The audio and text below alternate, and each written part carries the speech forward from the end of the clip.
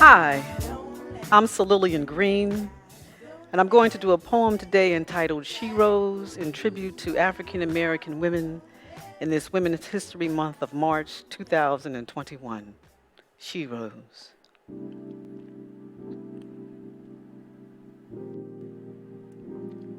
A woman, visible yet unknown to many, hard work she did plenty.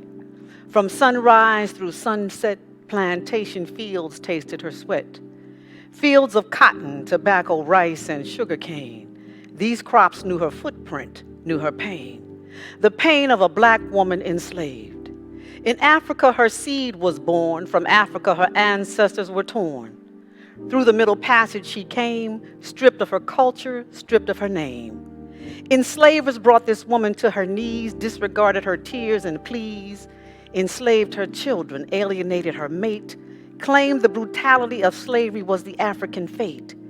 She was forced to suckle babies not her own, raise the children of others until they were grown. Yet due to her skin color, gender, and so-called class, she could see a future with slavery in the past.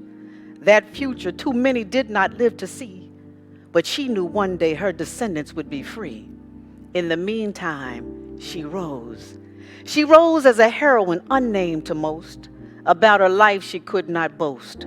Though she often faced a locked door, the instinct of freedom held the key to her core. From her core, she rose. She rose to be who she was meant to be, much more than a plantation mammy, more than a nursemaid wiping a child's nose, more than a hands on her hips cartoon pose. A woman. A woman who rose on behalf of her race, notwithstanding what she had to face. She founded schools during and after the Civil War. She demanded freedom, education, and more. In science, business, and math, her accomplishments broadened America's path. Yes, into her bosom, enslavers' children talked. Across the Edmund Pettus Bridge, her future walked. Even as she did chores in someone else's home, cooking, cleaning, and washing clothes, she rose. She rose with the power of her Creator's hand. For freedom and the future, she took a stand. As a leader in the Montgomery bus boycott, her carpool strategy taught the world a lot. Although men were seen, heard, and known, her leadership was the power behind the throne. Without her, the bus boycott would not have succeeded. Jim Crow laws would not have been defeated. Boycotts, sit-ins, freedom rides, the instinct of freedom, her constant guide. She demanded the title of Miss, refused to be summarily dismissed. Courtroom disrespect she did reveal. To the Supreme Court she did appeal. For America she made enduring contributions. From America she has yet to receive proper attribution. But she rose. Even when she was not in the best physical health, she rose with an abundance of spiritual wealth. Wealth inherited from African traditions. Traditions that serve as spiritual nutrition. She taught Sunday school, embraced church rules. She was a white-gloved usher. She sang in the choir. She stayed prayed up to lift spirits higher. She rose as a nurse, a doctor, an abolitionist. She rose as a pilot, a lawyer, an activist. This woman helped chart her people's destiny, the feminine half of their history, the half needed for the whole story which has not been told, yet she rose. She rose like no other, a woman, a daughter, a sister, a mother. A woman who made a way out of no way. This heroine of the past is called a she-ro today. There were she-ros all around. She-ros of courage and vision most profound.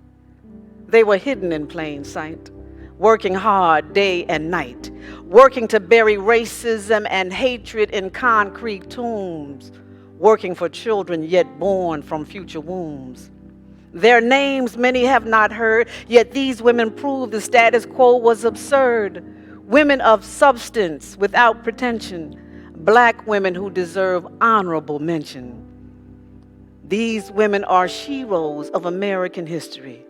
Their lives must not be a mystery. For them, it's time to stand and be proud. Their names must be spoken aloud.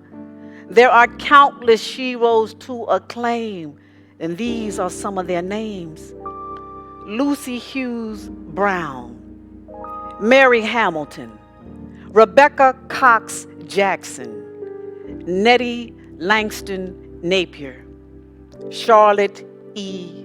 Ray, Beulah Ecton Woodard.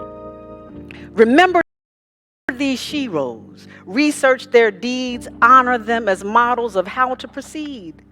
Speak the names of the countless others, unsung daughters, sisters, and mothers. Speak the names of the sheroes you know. In you, their legacy continues to grow. Thank you so much, sheroes.